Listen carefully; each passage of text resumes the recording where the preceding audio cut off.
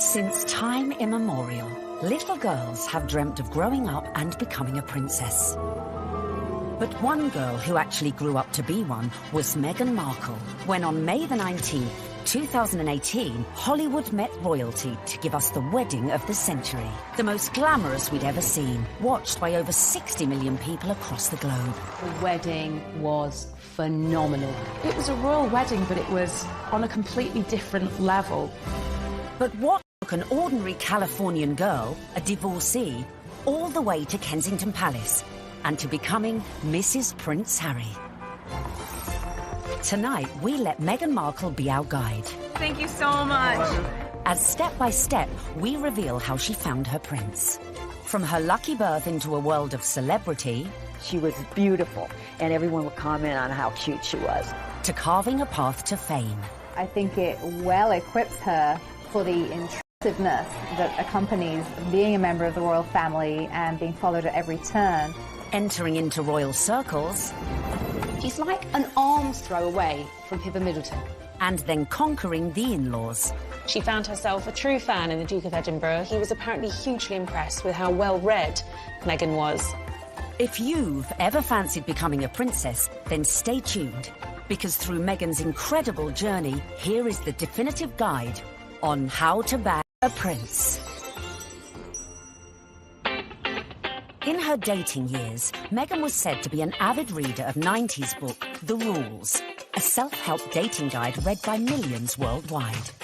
But the rules ain't got nothing on the Meghan Markle handbook. Beginning, of course, with step 1, be born into showbiz. To bag your Prince Charming, it always helps to start off in life with celebrity connections. And with Mum Doria and Dad Tom working in the entertainment industry, Meghan was all set. Meghan has a true showbiz upbringing. Her parents actually met on the set of General Hospital. Her dad was working on the lighting, her mom was temping there. It was the late 70s when my parents met. My dad was a lighting director for a soap opera, and my mom was a temp at the studio. I like to think he was drawn to her sweet eyes and her afro, plus their shared love of antiques. Whatever it was, they married and had me. They moved into a house in the Valley in LA, to a neighborhood that was leafy and affordable. Nice, huh? You like the ponytails? Unsurprisingly, young Meghan soon caught the acting bug and would often visit her dad on the set of long-running TV sitcom Married with Children. Set occasionally, she would have met famous actors and actresses probably from a young age, and understood that they were just people, and understood that there is a work that goes on behind the camera, because that's what her dad did. So she would have seen the reality of what it means to be famous from a very early age.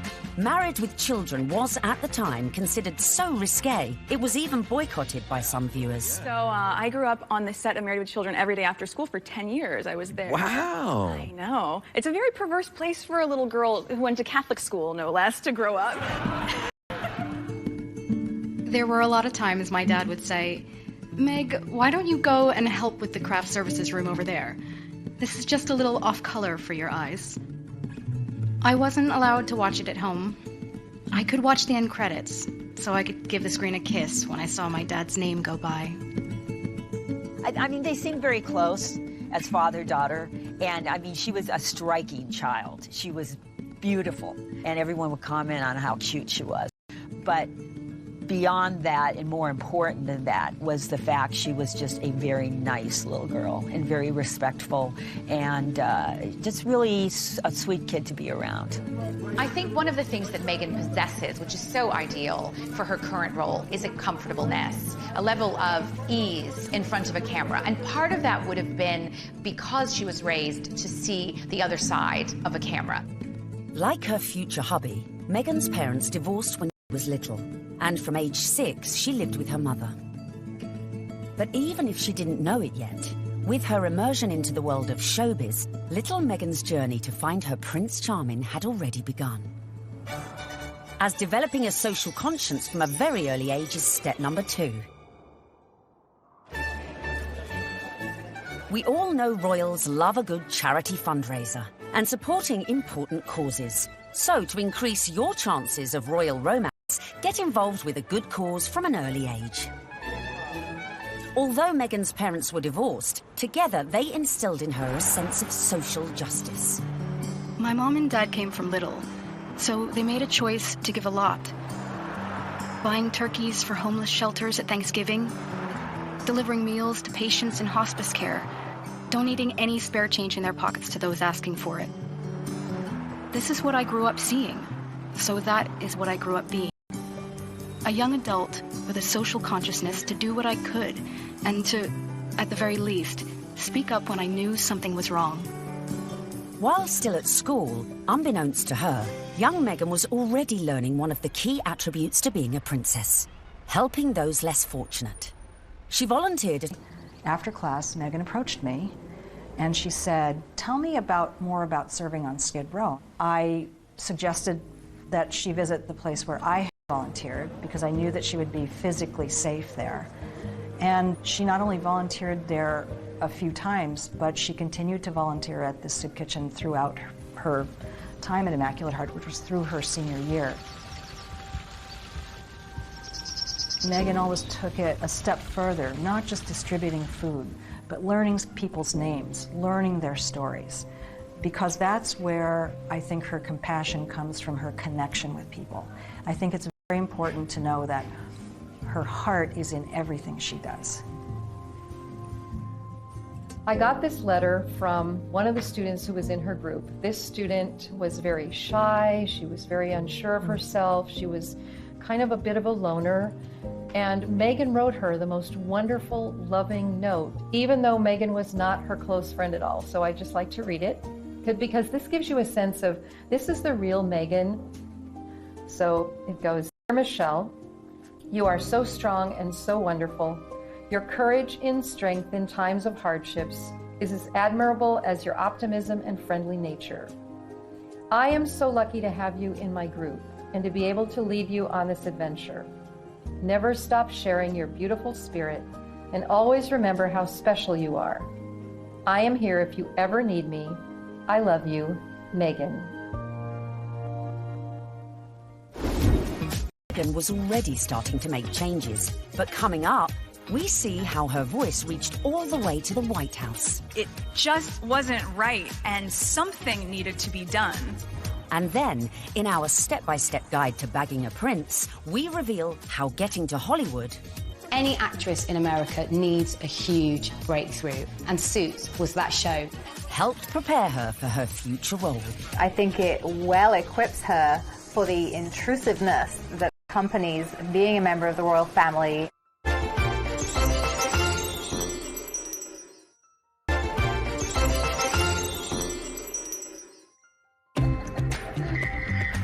While still at school, Meghan had developed a strong social conscience. And as she grew, so too did her passion for change.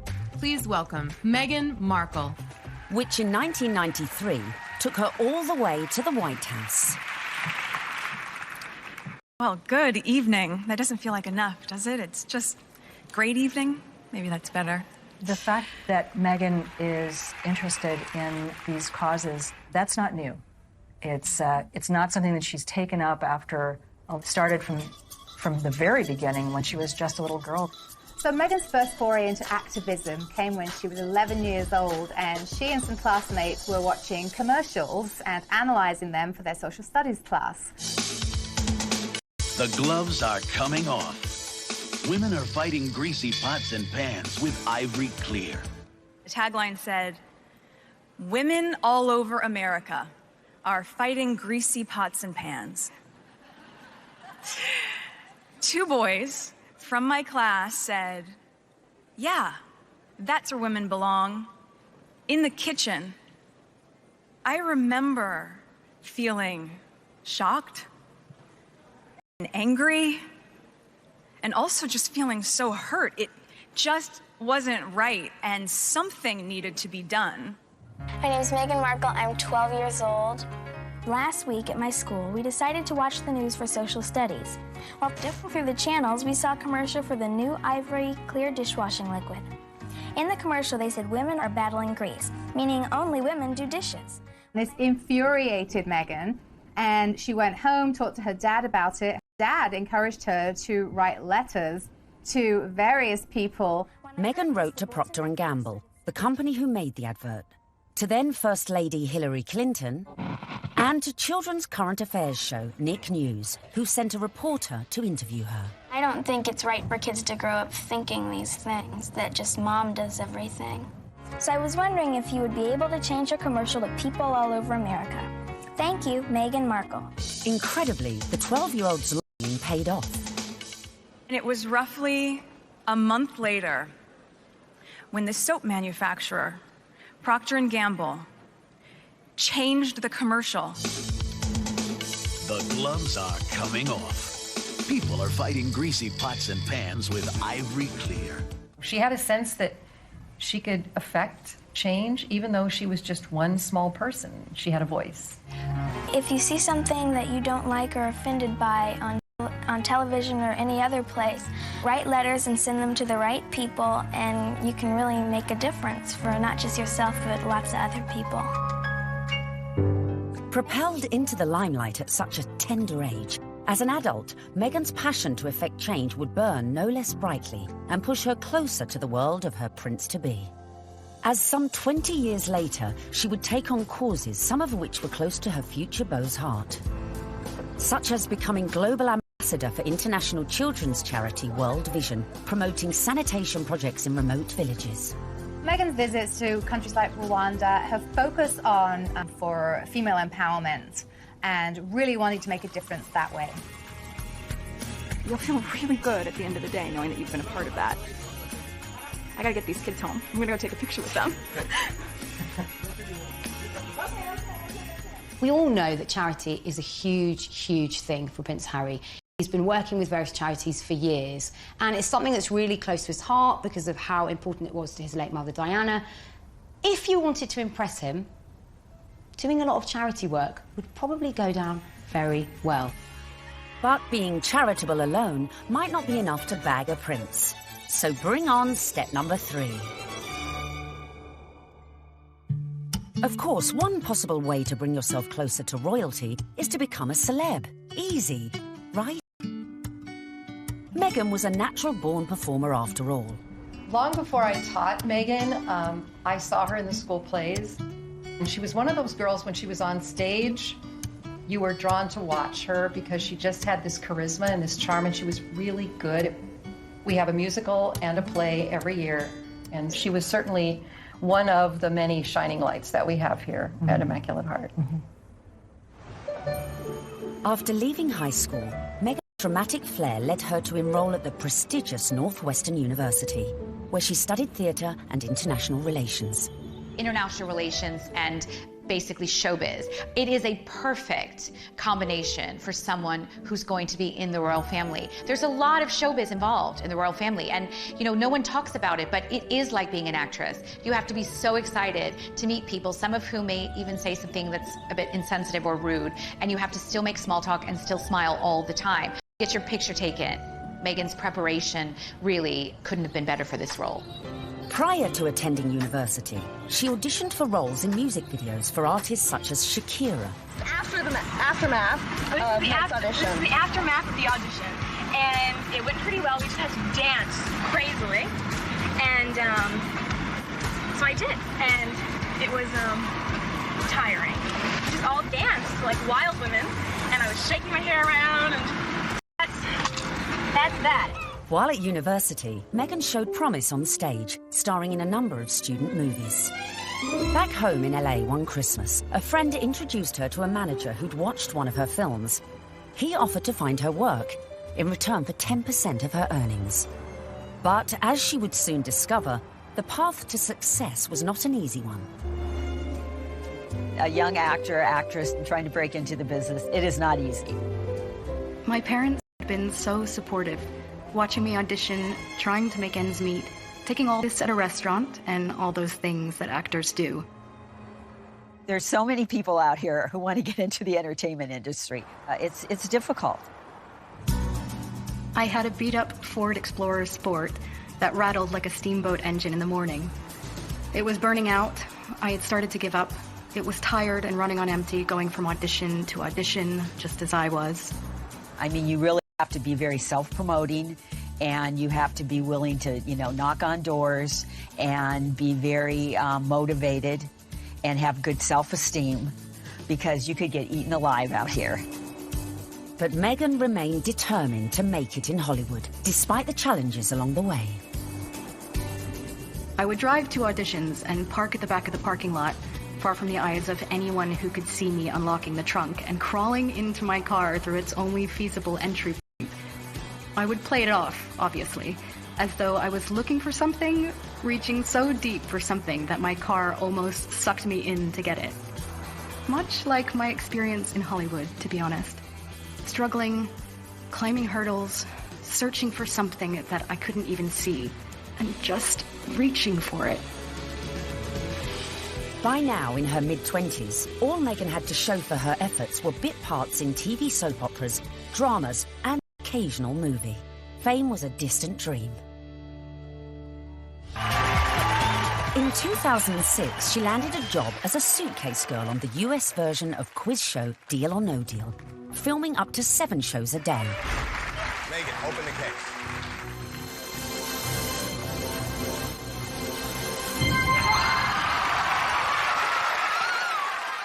For somebody like Meghan, appearing as essentially an adornment on a game show would not be her ideal job. I'm sure she appreciated the paycheck, but she would have felt creatively unfulfilled. Just to be seen as a pair of legs or a pretty girl holding a briefcase full of cash, that's not what Meghan was after. But unfortunately, that is part of what leads to fame. You have to kind of pay your dues. You don't just start out on a show like Suits.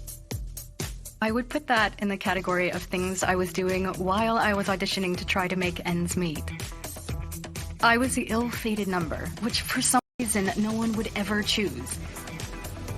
I would end up standing up there forever in these terribly uncomfortable and inexpensive 5-inch heels, just waiting for someone to pick my number so I could go and sit down.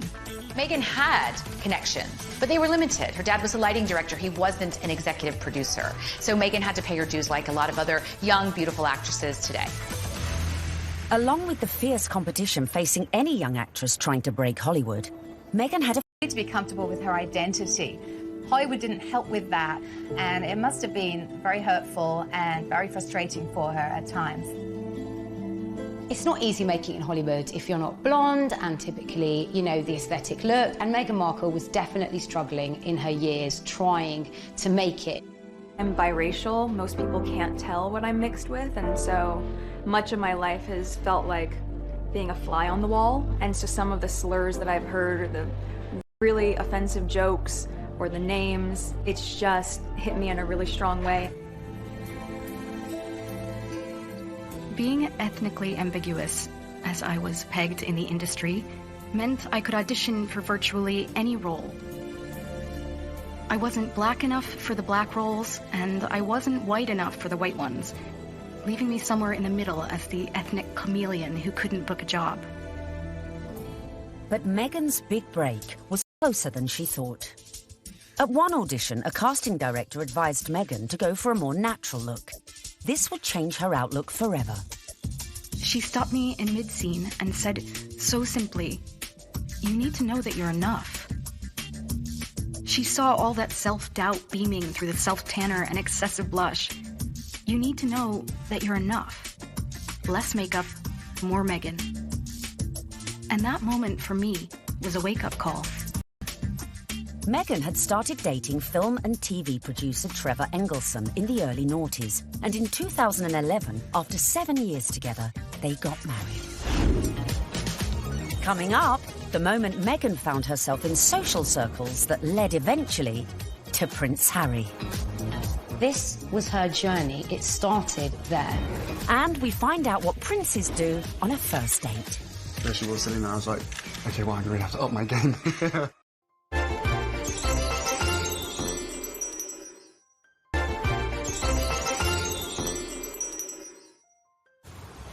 Bagging a major TV role isn't easy, but luckily for Meghan, her breakthrough was just around the corner.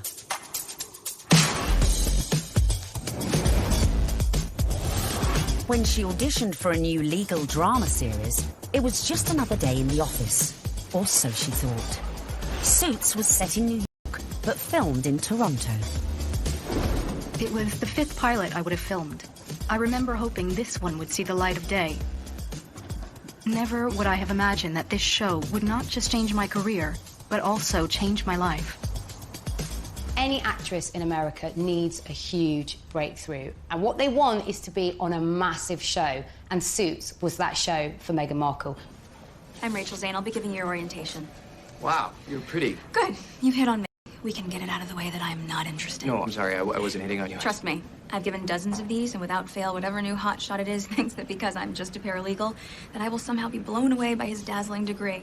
Let me assure you, I won't. Meghan's character, Rachel Zane, was what we might call a grafter. She worked her way up, she had rich parents, but she didn't want to take any help from them. I guess there could be some crossover between Meghan's character, Rachel in Suits, and her normal everyday life. Her role within that, she's a strong, independent woman. Do you know what I mean? She commands respect, she commands authority. So when you look at Meghan in everyday life, she does that as well. You know, there is kind of some fluidity between those two roles there for sure. They're both very strong, driven, independent women, but they really have a heart of gold. They're a bit of a soft touch. They'll help anybody. We know this of Meghan, and I think as the show went along, Meghan was able to incorporate more of herself into the character. The flip-flop culture is part of just who I am. I love my cutoffs and flip-flops and being as relaxed as can be, which is why it's so fun to dress up and play Rachel. Finally, after years of hard graft, she'd landed her big break. The show was a hit. The USA Cable Network commissioned a second series, and Meghan moved full-time to Canada to be near the studio. Meghan's move to Toronto was a big deal. She's very close with her mother, Doria, and she moved away from home and her friends in LA to go start a new life in Canada. So Meghan chose not to live in, like, the poshest area of Toronto. She chose Seton Village, which is more laid back, tree-lined, and people keep to themselves, and that's exactly what Meghan did. So much so that her neighbors didn't even know who she was. But not for long. The show soon became an international smash, catapulting Meghan to fame and to becoming a household name. I'd never watched Suits. I'd never heard of Meghan before. Well, nearly a household name. He had to say that. She was so sexy in it. He couldn't say, like, I've actually seen her, like, passionately kissing loads of guys. And I was like, yeah, I want to marry that. When she landed the role in Suits, Meghan became a legitimate, bona fide celebrity. This was the first time that, you know, she would have had her name called out on a red carpet. This was the first time she would have been papped. So this was a big adjustment for her, and it all happened away from home. But being away from home wasn't without problems in her personal life, with husband Trevor. They were together for 7 years, married for 2. The problem with the marriage was the distance. And no sooner were they married than she got the gig on Suits, and she was in Toronto and he was in LA. And the relationship just didn't last. Meghan may have been unlucky in love. Before filming season 4 of Suits, Meghan complained to the program makers. She once said that every script seems to begin with, Rachel enters wearing a towel. And at some point, she put her foot down and was like, no, I'm not doing that. She doesn't need to be that. And the character evolved. I didn't think you'd be so naive. Excuse me? Your job wasn't to talk to Mr. Bailey once, and after being moved by his tale of woe, tell me to jump him to the top of the pile. It was to assess his case and present evidence. And it's exactly what I'm doing here. I just left 2 boxes of textbook prosecutorial misconduct with your secretary. You found all of that since yesterday? Yes, because while I may only be a second-year law student, I've been a practicing paralegal for the past 8 years. Looks like I have some reading to do. I'm sorry for interrupting your day. Good afternoon, Miss Zane. Meghan's global exposure as Rachel Zane was perfect prep for another future role. I think it well equips her for the intrusiveness that accompanies being a member of the royal family and being followed at every turn, because she was very used to, you know, sort of putting her own life in the spotlight.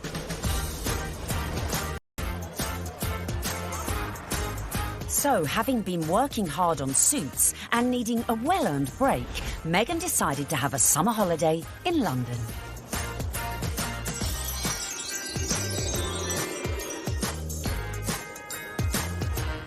The summer of 2016, which turned out to be a very important summer for Meghan, was actually initially a bit of a getaway, a bit of a girls' holiday, a romp around Europe, a celebration of the fact that she was newly single, and she decided that she'd come on a road trip. When she came to London, Meghan had a couple of girlfriends over here. Misha Nunu had opened up quite an elite circle of friends to Meghan. Among them was Violet von Westenholz, who was working for Ralph Lauren at the time as a PR, and had the opportunity to dress Meghan Markle in some outfits when she was doing some promotional work for Suits. And while they were dressing Meghan, she and Violet established quite a nice rapport, so much so that Meghan was invited into the VIP hospitality tent at Wimbledon that summer to watch her good friend Serena Williams play a game of tennis. Obviously, you go to Wimbledon and you hang out in the VVIP area. She was sitting in the royal box, pretty much. She was just close by. All the pictures have shown she's like an arm's throw away from Pippa Middleton. This was her journey. It started there.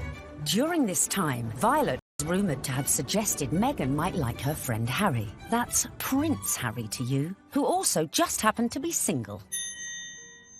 Amazingly, for a royal romance, it started on Instagram.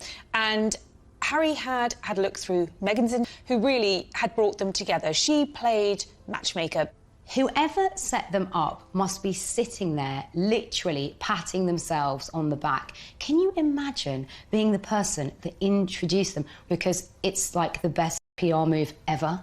I didn't know much about him, and so the only thing that I had asked her when she said she wanted to set us up was, I had one question. I said, well, is he nice? Now, their first date is believed to be at Soho House in London.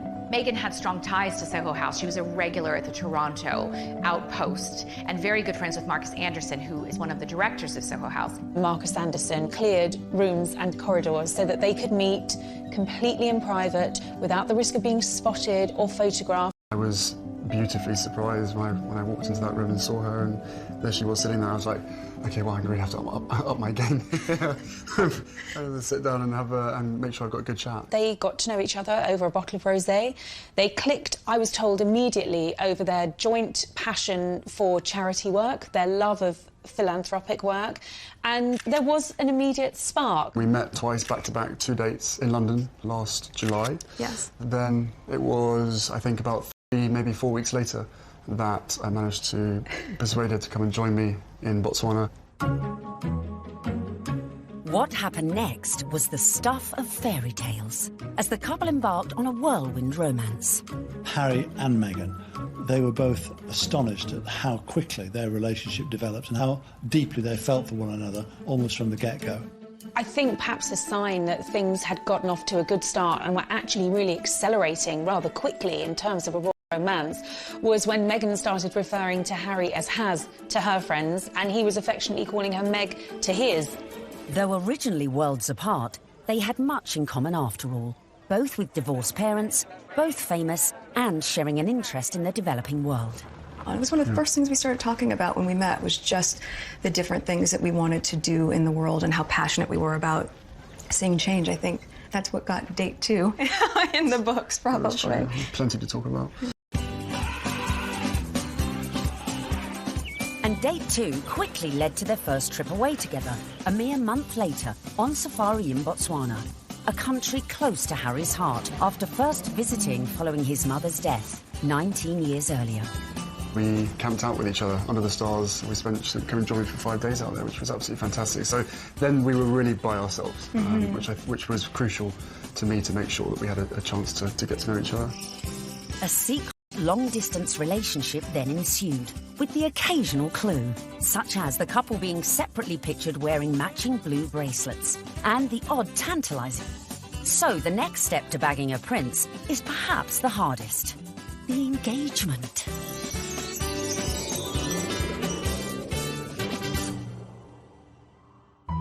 So Has and Meg were love's young dream, but there was one little problem. Of course, they had the issue of living in separate countries. Harry based in London, living at Kensington Palace, and Meghan being in Toronto, where she was filming Suits. So from the early stages, they knew that this relationship, if it was going to take off, was going to have its challenges. More often than not, it was Prince Harry jumping on a scheduled flight incognito in a baseball cap and a hoodie with just a single protection officer in tow and taking a regular British Airways, usually, flight to Toronto. He was never seen, never spotted, and so they were able to conduct those early months of their relationship in clandestine and get away with it. They did have this pact to see each other. That's why the long-distance relationship worked. And the other agreement they had was that they would tell as few people as possible. For Meghan, that pretty much stopped at her parents and 2 of her best friends. For Harry, he confided in his father, his brother, and 2 of his best friends. And by doing that, they really kept it in a very tight inner circle. Astonishingly, the couple managed to keep things on the down low for 3 months, until late October, when the cat, or should that be corgi, was out of the bag, after an anonymous source leaked the story to the press. Well, I can't say much about how the story came about, apart from that the information that he was seeing Meghan came to light. And what was interesting in that circumstance, covering a story like that, is normally a name might be mentioned linked to Prince Harry and you wouldn't know who they were, and you'd have to try and research them, and you might not find very much online because they're a private individual. Of course, in Meghan's case, there reams and reams of information about this American actress with illustrious history, not only of starring in shows like Suits, but also with this huge charitable side to her, and the fact that she had been involved with the UN and everything became apparent. So really you have a one-fact story like that and it breaks, and the rest of Fleet Street is then playing catch-up. And it was then after the story broke that you found descending on Meghan's house, chasing after anyone that ever knew her, chasing after family members. I think both of us were actually surprised by the reaction after the first 5-6 months of when we had to ourselves. Now everyone knew about their relationship, but would everyone approve? Especially Harry's inner circle of trusted friends. Well, I think initially some of his friends were quite surprised, but they also welcomed her, and by the March of 2017, Meghan was invited to his best friend's wedding. Harry flew Meghan out to Montego Bay for the wedding of old Etonian pal Tom Inskip. She forged friendships with these people on her own. And that's really lovely that, you know, Prince Harry's at the wedding of his pal and his pals are saying, you guys could be next down the aisle. I mean, what's better than that? They could obviously see that this is genuine. This is a real thing. Well, one of the things I was told by someone at that wedding in Jamaica was that they'd never seen Prince Harry look so happy. And in fact, at the wedding reception, there were jokes of, you two will be next. And actually, those were accurate predictions, because they were. Coming up, the royal couple-to-be's first public appearance. I don't know how many people were actually watching the wheelchair tennis match, because a lot of people were watching Harry and Meghan. And just how did Meghan's prince pop the question? I had the ring in my finger and I was like, can I give you the ring? She was, oh, yes, the ring.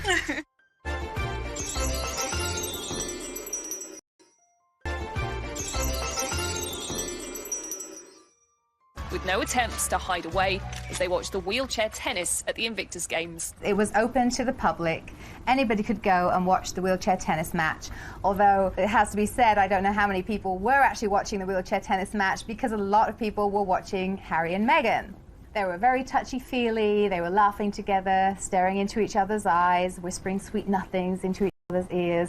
It was everything that their adoring fans had wanted. I remember when I first heard that Harry and Meghan going out, it kind of almost came from nowhere. Do you know what I mean? That the whole process was very, very quick, it seemed, in comparison to kind of conventional relationships. But, I mean, come on, this isn't, you know, a normal relationship by anyone's standards. It's, you know, a prince, you know, and a Hollywood actress. Harry and Meghan were now well and truly in the public spotlight. But after 16 months of dating, Meghan got her private moment. While staying with Harry at Nottingham Cottage, his 2-bedroomed home set within the Kensington Palace estate, Hazza popped the question, and Meghan said yes. This afternoon, Prince Harry and Meghan Markle stepped hand in hand into the sunken garden at Kensington Palace. Step number 5 was done. The ring was on it. Fueled by a picture-perfect photo call on the 27th of November 2017. Harry, when did you know she was the one? The very first time we met. What struck me most on the engagement day was how calm, considered, sophisticated Meghan was. I'm so happy. Unlike other royal fiancés before her, Meghan had her Hollywood training to give her all the poise she needed and was quite at home in front of the cameras. You guys, thank you so much. I was reminded of the days when Prince Charles and Princess Diana came out on their engagement day and how awkward and inarticulate it all was. And I suppose in love. Of course. Whatever in love means. It didn't have the right feel to it. And even when Catherine and William became engaged, Catherine seemed very, very nervous. No, it's very important to me, and, I hope, be able to have a happy family ourselves. Straight here, please! Not so Meghan. She was the one who seemed the least nervous of the lot. I think it's absolutely clear from their closeness, from their body chemistry, from the energy between them, that these two knew absolutely what it meant to be in love, and they were truly, madly, deeply in love. This engagement had the world's press queuing up to get the perfect front-page shot of their real-life American princess. And it came right at the end. The real picture is the one where they think they're out of view and they put their arms round each other's waist. Very unroyal and very lovely. And it would seem the look Meg chose for this all-important announcement came from one of our very own royal watchers. There's a really funny story about me wearing a particular coat, a particular pair of shoes and a dress and visiting Buckingham Palace, where I met Prince Harry and Prince William. About 3 weeks later, the biggest story of the year, Prince Harry announces that he's marrying Meghan Markle, and she happens to be wearing exactly the same outfit as me. So, one of two things happened.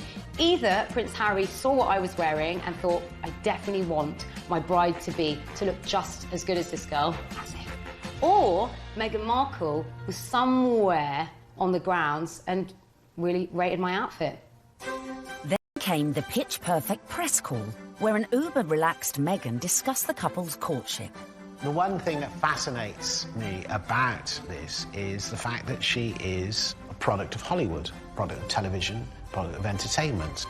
And therefore, there's a sort of ease in communication, and there is an inbuilt knowledge of what the media are trying to get at. It was definitely a setup. It was a blind date. It's there for all to see. Because I'm from the States, you don't grow up with the same understanding of the royal family, and so while I now understand very clearly, there's a global interest there. She's different because she represents the global world we're in, the fascination we have in America, the fascination we have in celebrity, diversity, and she's a very strong woman. Just an amazing surprise. It was so sweet and natural and very romantic. I had actually been told by one of his friends that he had planned to pop the question in Botswana. For whatever reason, he didn't. It happened weeks later, while they were at home at Nottingham Cottage, roasting a chicken. Utter domestic simplicity and bliss, and incredibly romantic. He got on one knee.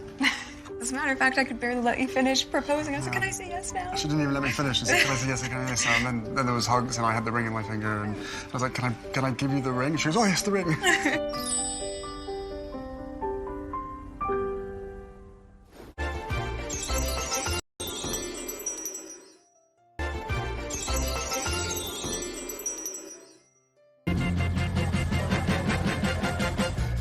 Meghan and Harry were united in their passion for change. And in the months following their engagement, Meghan had thrown herself into charity, winning the hearts of the British public. It was clear from day one that she was like a duck to water. She is absolutely natural at this, very engaging, very warm, lots of eye contact. Harry was showing off his new fiancée far and wide, and she charmed everyone from all walks of life, including those who walked on four legs. She even wore a matching coat for the occasion.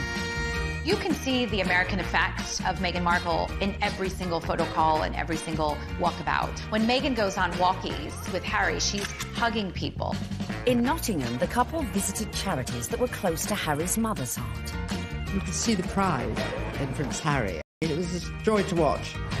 While back in London, a visit to Brixton brought Meghan even closer to the community.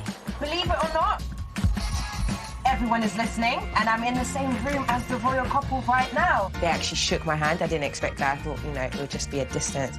They were pretty cool. It was a real nice, good, feel-good factor. They should come more often. They really should.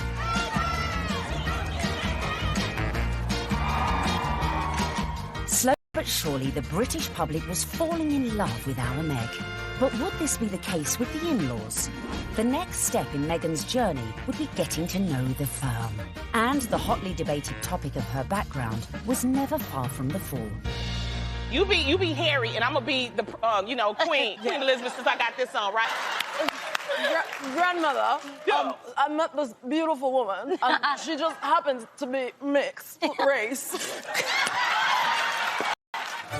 Step 6 in our guide to bagging a prince is charming the in-laws. One of the things I found really amazing when I was charting this story was just how warmly welcomed Meghan had been into the royal fold right from the early stages. The early meetings with William and Kate and Charles and Camilla, they were very welcoming.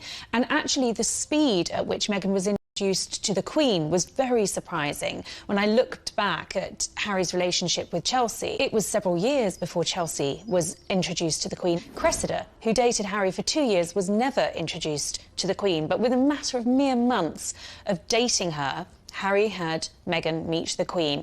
She's an incredible woman. And the corgis took to you straight away. That's true. In fact, Queenie was so impressed that mere weeks after the couple's engagement, she took the unprecedented move of inviting Meghan to spend Christmas in Norfolk at Sandringham, giving Meg the opportunity for a serious charm offensive. It was a tremendous break with convention that the Queen invited Meghan, who was, after all, just a fiancée, to Sandringham, because normally it's just the wives and the husbands of members of the royal family who are allowed that. I was told that the Queen's feeling was this. She's preparing to give everything up for her grandson. Her career, her identity, her nationality, her home in Toronto, everything to be with Harry. And the Queen's feeling was the very least we can do is to make her feel welcome at Christmas. It does show that the Queen is walking in step with the change of the guard at Buckingham Palace.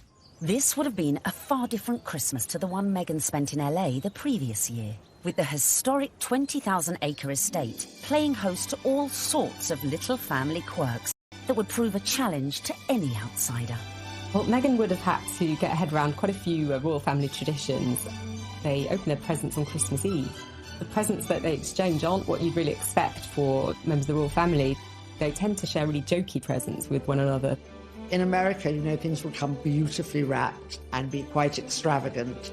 And this is the other end of the sphere. You're admired if you find somebody's given you an unusual spoon to stir cakes in or an unusual thing to keep your corgis in.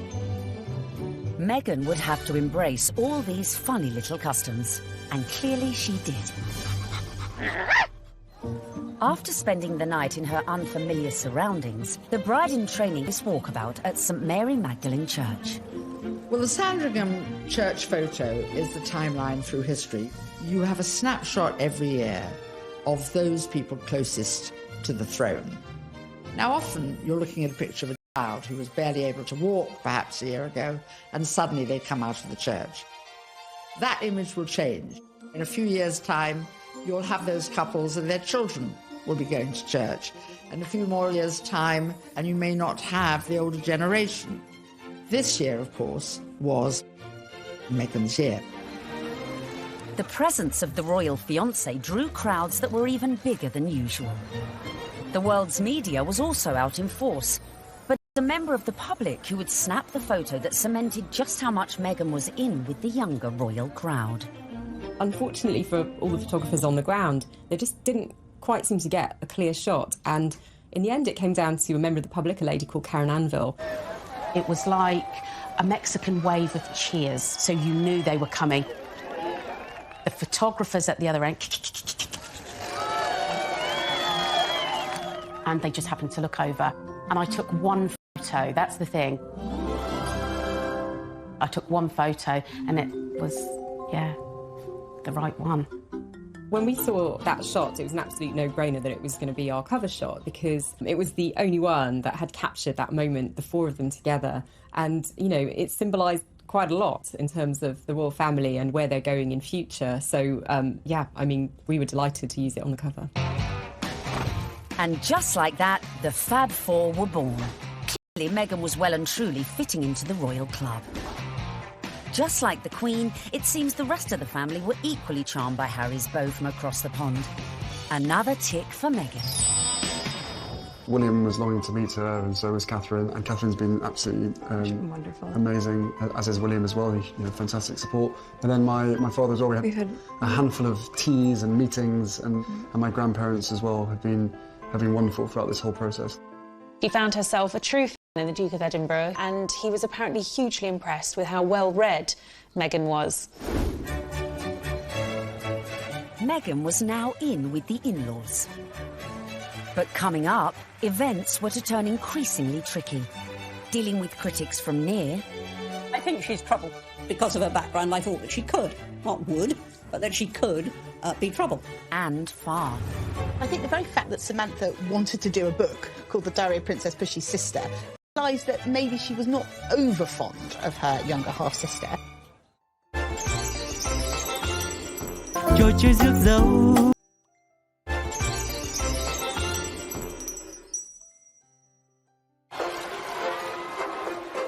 Meghan was proving popular with the in-laws, the friends, and was now conquering the British public.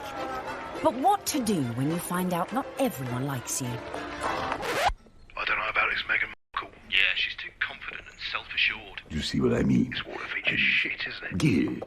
Oh my God, I thought I was doing so well.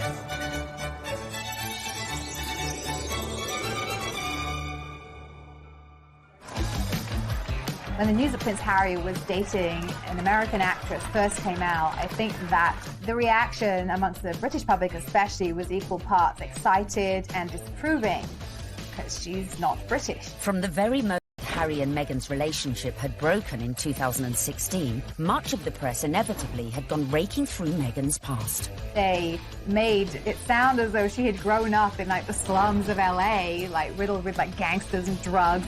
With some reports focusing on the breakup of her parents' marriage and her relationship with her half-siblings.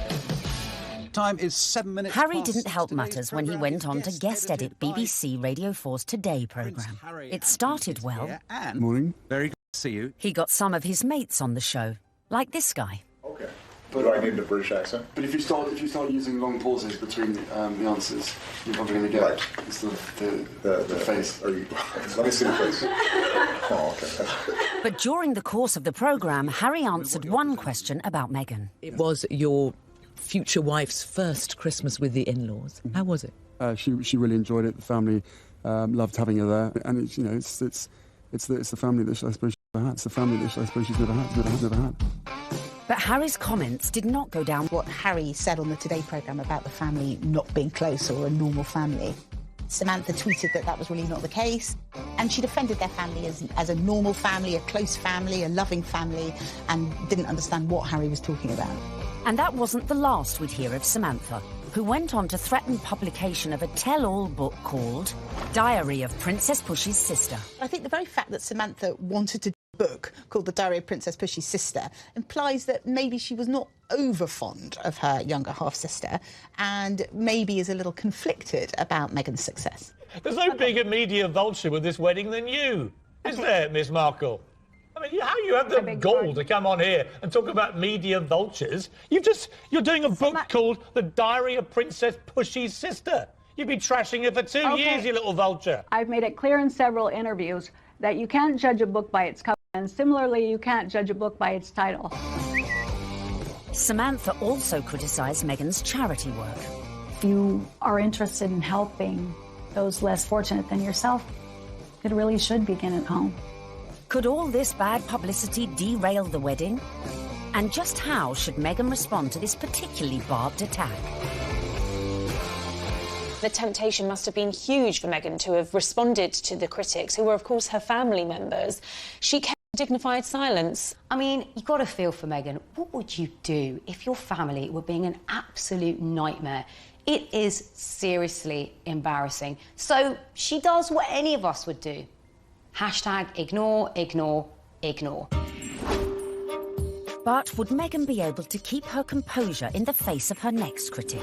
A certain ex-Tory MP, a die-hard royalist, who voiced her doubts about Meghan, not in private, but in the most public setting possible, the celebrity Big Brother house. OK, let's take a vote. I think she's trouble. How long do you think she's going to be? 5 years, 10 years, 20 years? Why do you think she's trouble, Anne? Background, attitude, I worry. She's older than him. She's been married before. Yes. I add it all up and I'm uneasy. But there we go. Quite frankly, I was shocked when Anne Widdecombe said that what she said.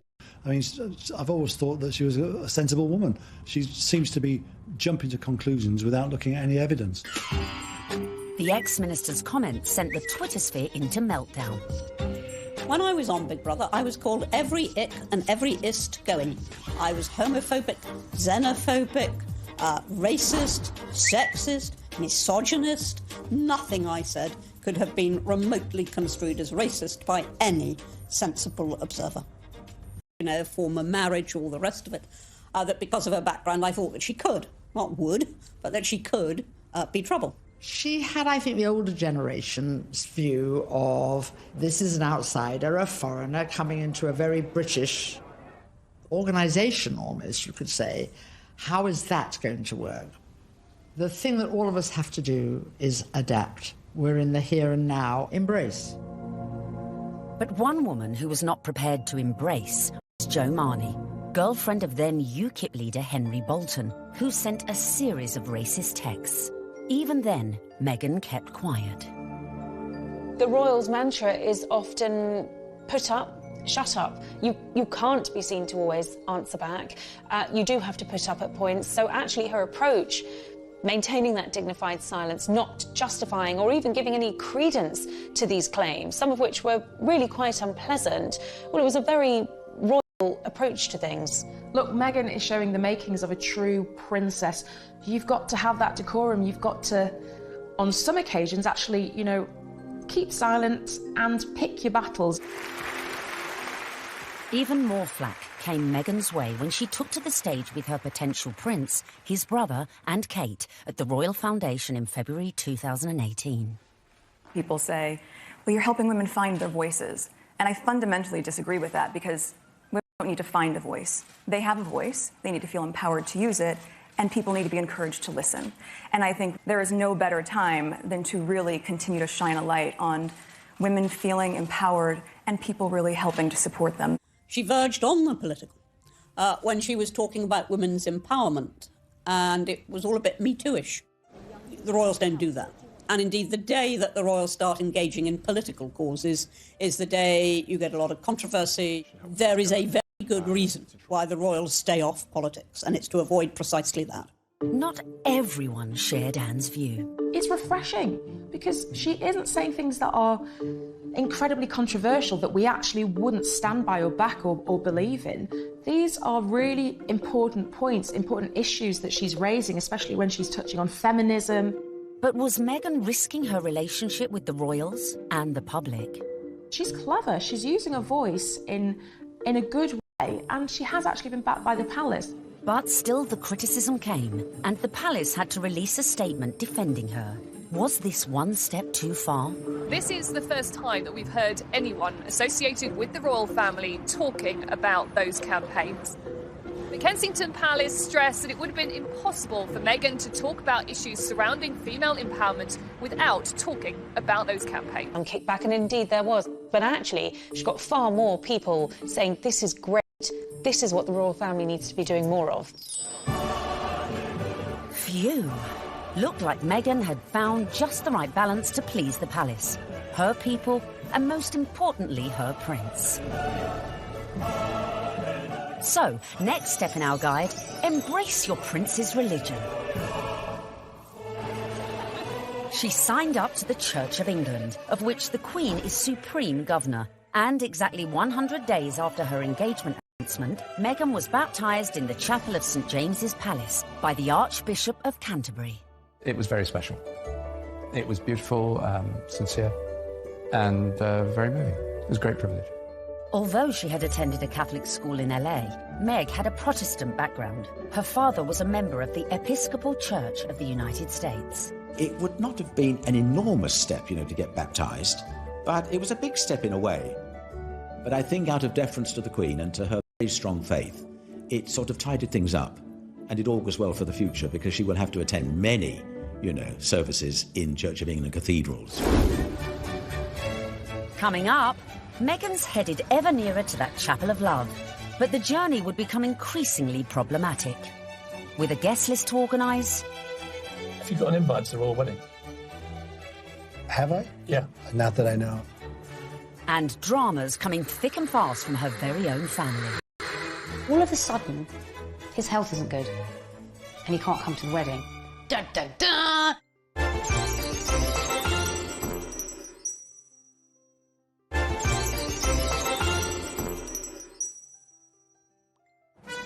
Welcome back, where we find Meghan almost at the final furlong of her romantic journey.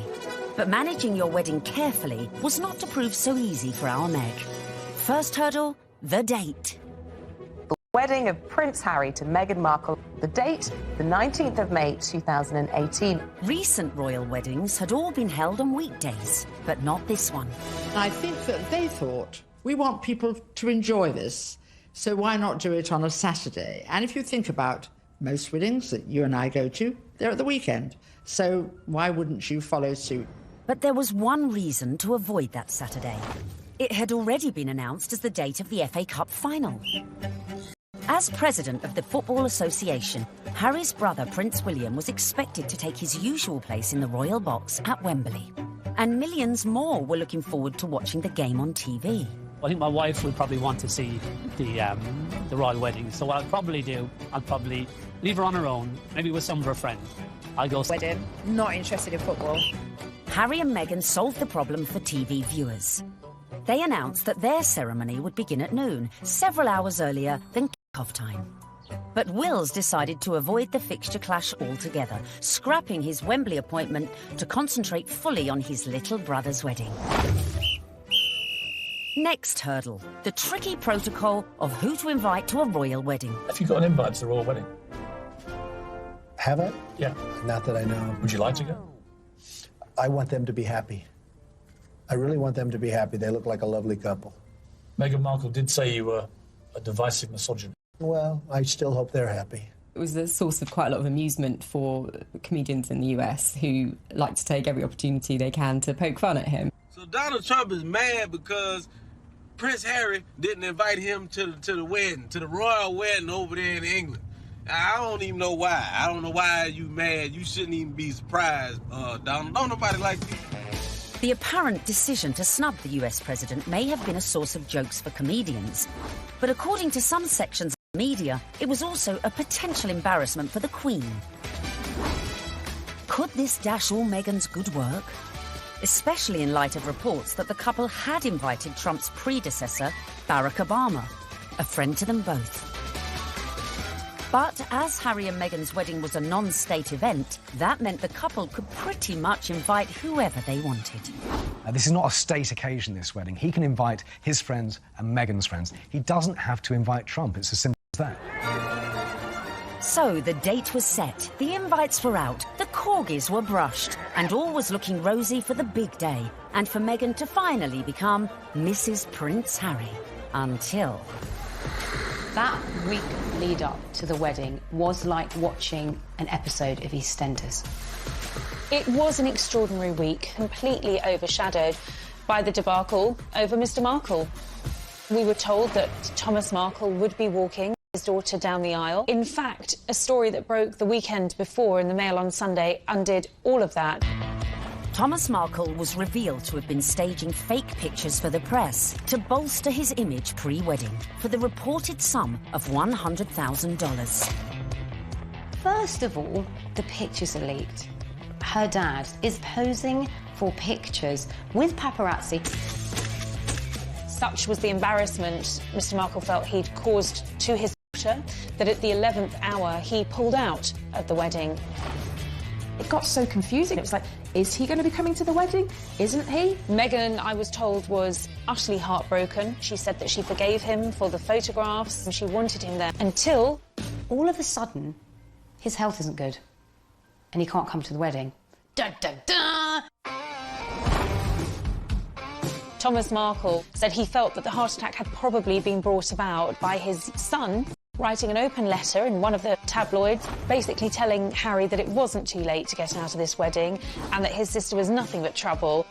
The whole of the country was talking about this. What is going to happen? And then finally, we had a statement. It was a roller coaster of emotions, in fact, prompted Meghan to issue her very first solo public statement. And very tellingly, that statement began with the word sadly. Must have been really difficult, because in the end, you know, it was announced that her father wasn't becoming. Added to that, parts of the family just descended en masse without an invitation. Former sister-in-law Tracy Dooley, that's ex-wife of the half-brother who just trashed Meghan in a letter, jetted into Heathrow with sons Tyler and Thomas, plus a shed load of baggage, in every sense. There's more likelihood that I would have got an invite. They turn up, got all the suitcases, you see them having their pictures taken in the airport, you're thinking, what is going on here? Because apparently they either think they're going to get a last-minute, you know, somebody cancelled, you can come to the wedding now, or they're just going to make money off the British media and do loads of interviews. It's all about the... Be a pretty exclusive event, right? So I mean, if they feel like they would like to invite us, we'd be honored, and if not, we're going to be cheering her on and totally supporting her no matter what. And then on top of all of this, Meghan has to find out that her nephew Tyler is growing cannabis and has even called his special batch Markle Sparkle. I mean, it was just disastrous from start to finish, and I think actually everyone, not just Meghan, was pleased when they packed their bags and went right back to where they came from. Cue an epic sigh of relief at the palace. Despite all these problems, the wedding stayed on track, which brings us nicely to step 11.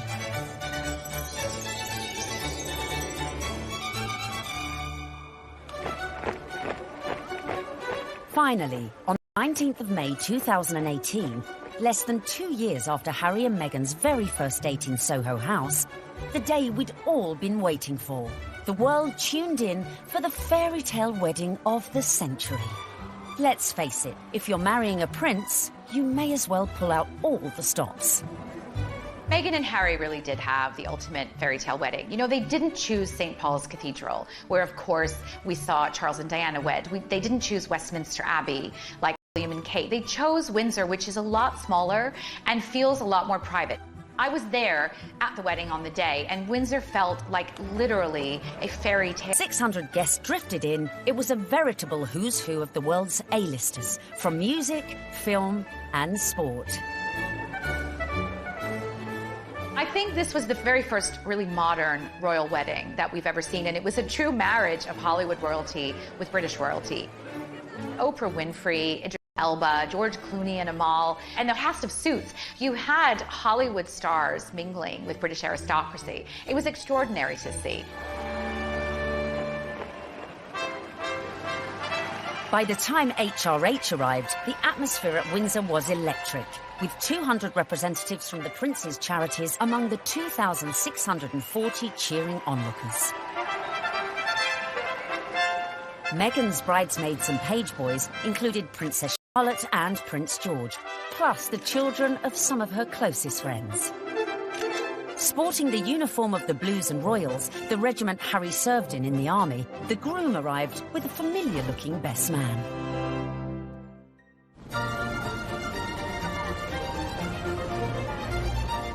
Right on cue, Meghan arrived with Mum Doria in the Queen's Rolls-Royce Phantom 4.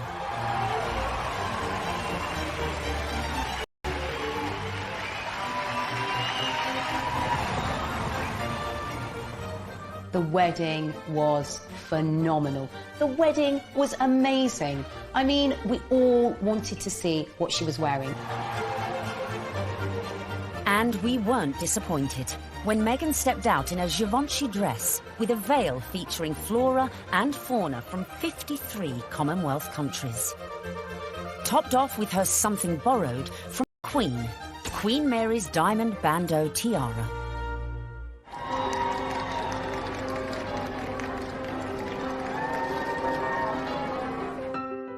But with an absent father, who would walk Meghan down the aisle?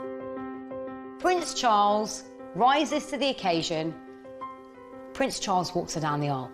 It's amazing. Hashtag the power of love. Hashtag love survives. When you saw it on the day, it felt like the right thing to do. It was a wonderful way of Charles saying, welcome to the family, and actually of Meghan showing the world just how close she already is to her father-in-law.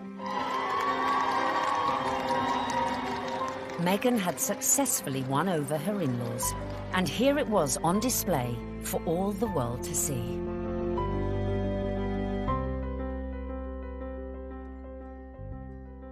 It was lovely. It was really lovely. It felt positive. And yeah, you couldn't help but smile watching it. Not only had Meghan married a prince, but she had ensured that their wedding would be one that the British public would never forget. And neither would the 60 million who tuned in from around the globe. No, I won't be afraid. It wasn't your typical royal wedding. We had been told by courtiers to expect some surprises, but I don't think anyone expected quite what we saw. Listening to that incredible gospel choir, which was a beautiful touch and a wonderful nod to Meghan's dual heritage. Stand by me. Stand by me. Inside you've got the gospel choir, you know, raising the roof with the music. You've got the Reverend Michael Curry. I think without a doubt, Michael Curry was one of the stars, one of the unexpected stars of the day. I don't think anyone was expecting his sermon. I certainly don't think the royal family were expecting his sermon, because the look of surprise, and I might say bemusement and bewilderment on some of their faces seemed to suggest that they were quite taken aback. We must discover the power of love, the redemptive power of love. And when we do that, we will make of this old world a new world. He started speaking. Just had everybody on the edge of their seats, whether you were there or you were watching it on the television. The room felt alive. I don't think St George's Chapel has ever heard such an effusive address or heard Martin Luther King quoted in that way. There's power in love. Don't underestimate it. Don't even over-sentimentalize it. There's power. Power in love. You know, there is power in love, and if we hadn't heard it once, it was drilled into us, so we knew that by the end of his sermon. Well, there's power. Power in love. Her family weren't there. It was just her mother. But her story, her African-American heritage, that was all beautifully reflected in the ceremony and in the day itself. All these things that are really very Meghan just made you realise how much more the world is coming together. It was poignant, powerful stuff. Meghan, I give you this ring. Meghan, I give you this ring. As a sign of our marriage. As a sign of our marriage. By the joining of hands and by the giving and receiving of rings. I therefore proclaim that they are husband and wife. She'd done it. She got the ring and she'd married her prince. Watching that wedding, you know, even if you're not a royalist and you're not a romantic, you really couldn't help but be taken in on any level. Is just so nice to see. The party was only just getting started. Serena Williams playing beer pong. I bet she aced it.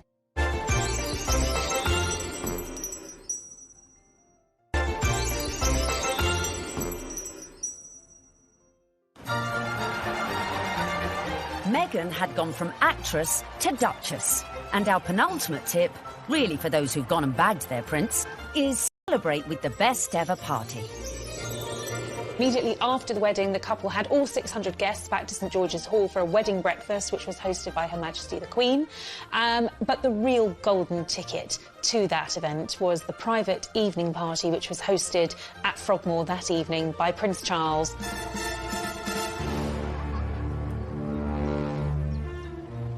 We saw, of course, Meghan's dress for the after party, which was by Stella McCartney.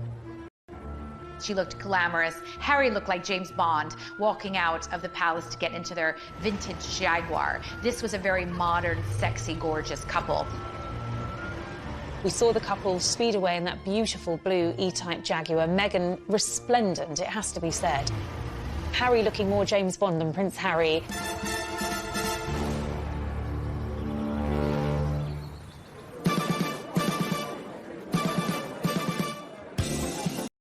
Anyone who was anyone was there, sipping on their When Harry Met Meghan ginger and rum cocktails. George and Amal, Serena Williams, James Corden and Idris Elba, who turned DJ for the night and span a few tunes. I was put forward to DJ. I really wanted to DJ. I would have done the best wedding set in the world. It must have been incredible. Everyone's probably a bit more relaxed, a bit more loose, getting on the cocktails, having a chill. Everyone just wanted to know the juicy details of this VVIP party.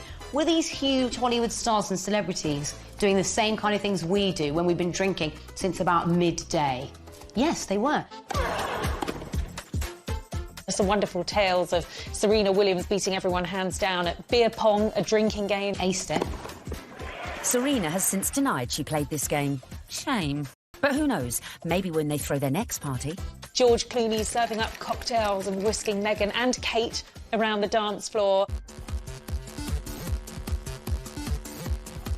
A dance-off instigated by James Corden between Princes William, Charles and Harry. Which we like to imagine looked like this. Come on, well, it's my reception. Could bust a few. Yeah, there you go. Yeah, there you go. Okay. Yeah, come on. We like that, brother. Yeah, twerk it, Wheels. Just jam on. Twerk it, Wheels. There you go. No, yeah. Oh, no, Grandon just saw that. Bollocks. All right. Having an absolute laugh. I mean, was the Queen there? What was she doing? Was she watching it? Was she getting involved? It just sounds like, the doors have been closed, the curtains have been closed, and it's like, right, let's go for it. Let's have a laugh. Let's enjoy this.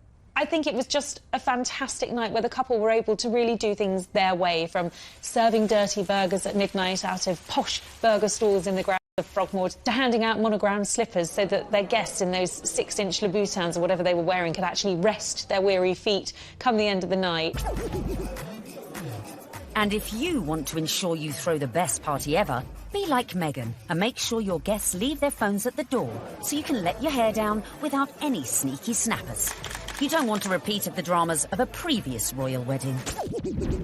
10 years earlier, the same venue had hosted the wedding reception of Harry's cousin, Peter Phillips, and his wife, Autumn Kelly, who provoked a scandal when, unbeknownst to most of the guests, they sold photos of the private bash to Hello magazine for £500,000. Generally, what happens in the private do's stays in the private do's. There are no cameras there, or none of our cameras are there. So what happened with Peter and Autumn's wedding is controversial and unusual. The junior royals host a wedding ceremony, which is where they're supposed to be the private situation, most private royals are ever in, inside their own home, for goodness sake.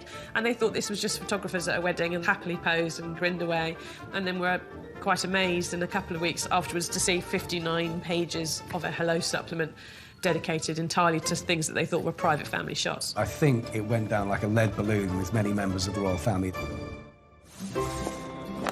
Luckily, Harry and Meghan's wedding reception went off without a hitch, but with a bang.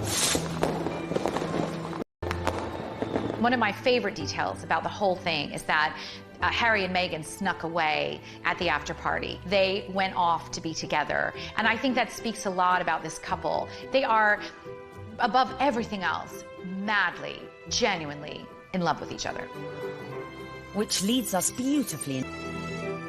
What will we see next? I think we will see them both just dive into work. I think there's a feeling about the two of them that they don't want to hang around. They want to get involved with their charities. She seems to be a woman with a mission, and I don't think it'll be long before we hear exactly where she's going to focus her energy. But of course, this is a couple who also are desperate to start a family, and I think it won't be too long before we hear the patter of tiny royal feet. I think that's definitely high up on the agenda.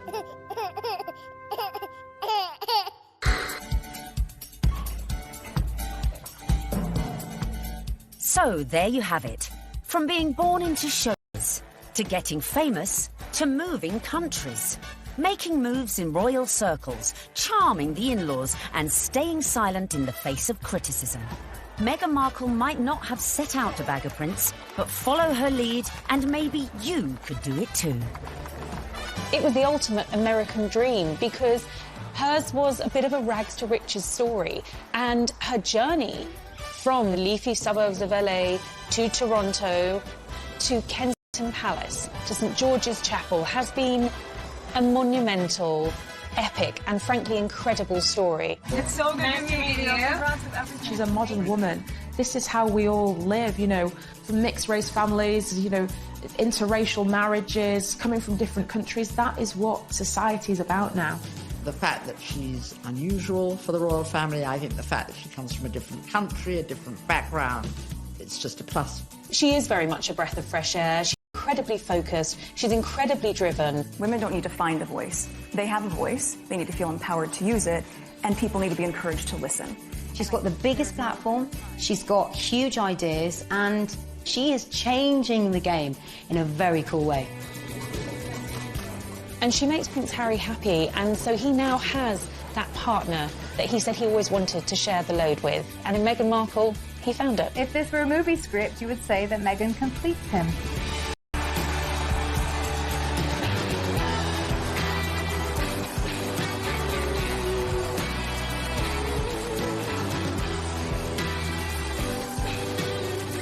It's an incredible rags to riches story. It's amazing. I'm so jealous.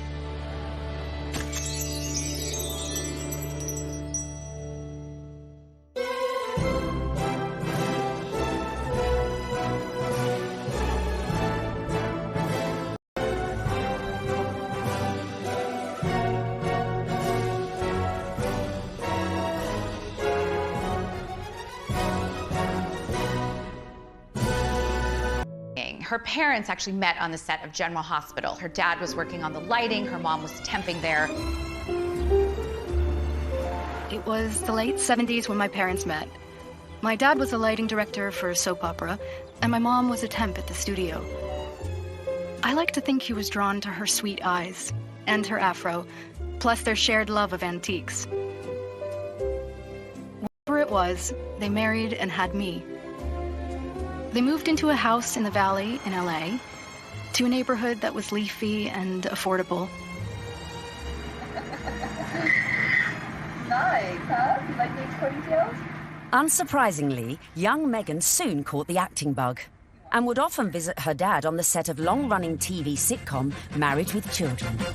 Set occasionally, she would have met famous actors and actresses probably from a young age, and understood that they were just people, and understood that there is a work that goes on behind the camera, because that's what her dad did. So she would have seen the reality of what it means to be famous from a very early age. Married with Children was, at the time, considered so risque, it was even boycotted by some viewers. So I grew up on the set of Married with Children every day after school for 10 years. I was there. Wow. I know. It's a very perverse place for a little girl who went to Catholic school, no less, to grow up. There were a lot of times my dad would say, Meg, why don't you go and help with the craft services room over there? This is just a little off color for your eyes.